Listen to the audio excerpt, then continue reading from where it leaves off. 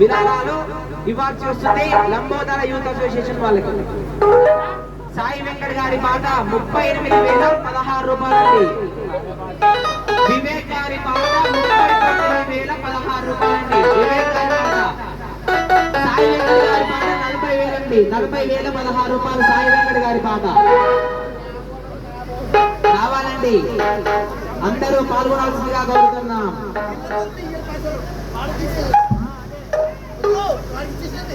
కావాలండి, అందరూ 2,000 పాట కార్యక్రమంలో అందరూ పాల్గొనాల్సిందిగా తప్పనిసరిగా కోరుతున్నాం.